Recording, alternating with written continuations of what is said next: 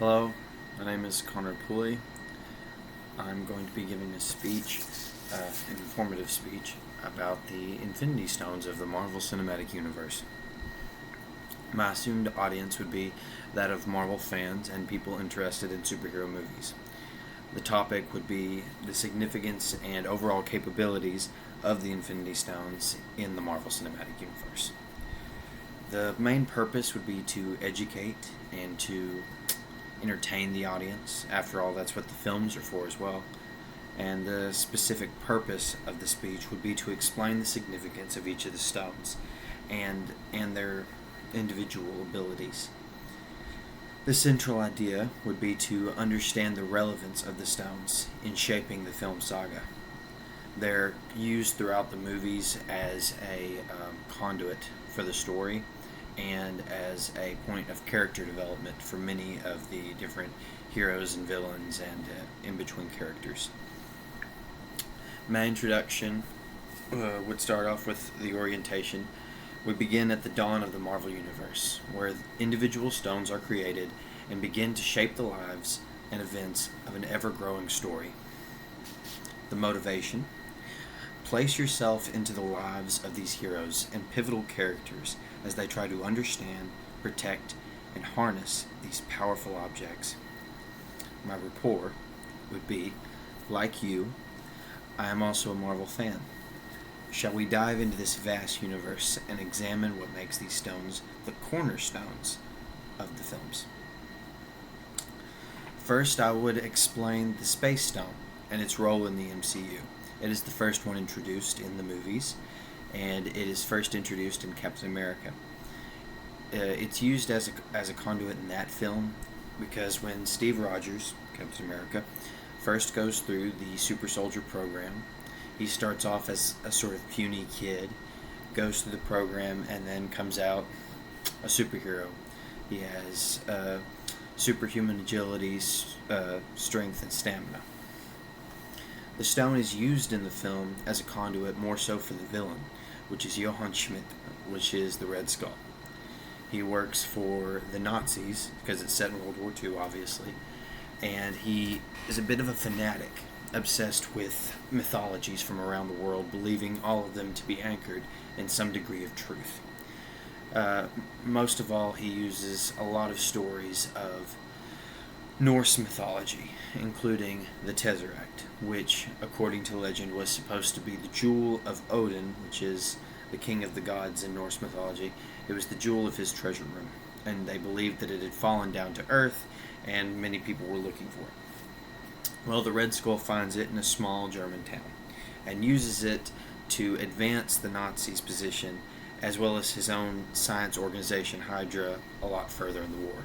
Of course, Captain America ends up stopping him, and through a larger course of events, the Infinity Stone is used and sort of displaces the Red Skull to another location for him to be used again in a later story in another movie. It was very interesting. The Tesseract was also used to give Carol Danvers her power in the Captain Marvel film as well, as it was used in an experimental engine that exploded and she absorbed a lot of its energy. Next, I would explain the Power Stone and its role in the Guardians of the Galaxy film, as well as explaining the motivation of Ronan the Accuser, who is the main adversary of the Guardians. The Guardians are sort of a ragtag group of heroes that are more so mercenaries and thieves. Well, they're given a job to get the Power Stone, though they don't know what it is, and to bring it back to their buyer. The buyer is Tannelir Tavan. He is also called the Collector. He knows it's an Infinity Stone, obviously, but they don't. He is also one of the first characters that Marvel uses to explain the stones. They do this twice, with him and with another character later on, which I'll get into that in a moment.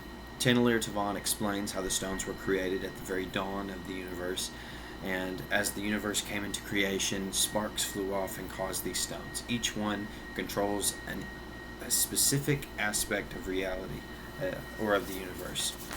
Here is the original, or one of the earlier versions of them in the comics. They have a certain color scheme to them, which the movies eventually changed, but there's 6 in total. The Mind Stone, the Reality Stone, the Power Stone, Space, Time, and Soul. Each one important, each one are aspects people can relate to. This is a more recent image of what they look like in the movies. Jagged pieces of rock that glow. Crazy enough. The Power Stone is the purple one in the movies. It's a different color in the comics, but anyway. Ronan is a zealot of his culture that has a very racist point of view of this other culture in the films. And he intends to remove this other culture from the galaxy, and he knows that an Infinity Stone can help him do it. The Guardians end up stopping him and retrieving the Infinity Stone from him and using it to destroy Ronan himself.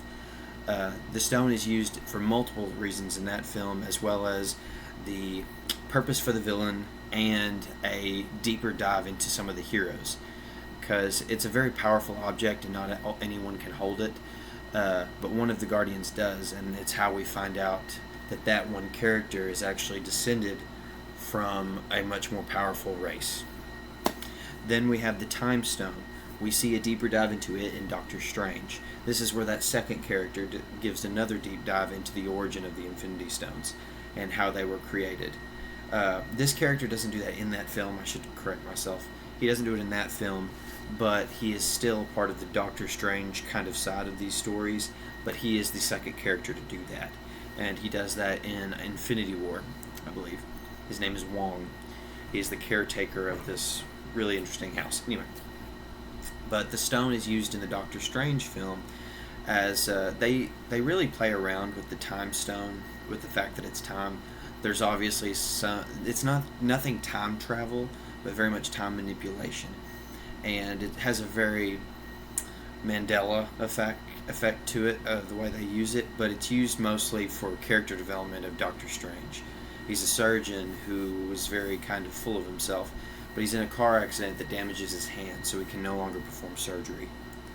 But he ends up becoming a superhero through other means.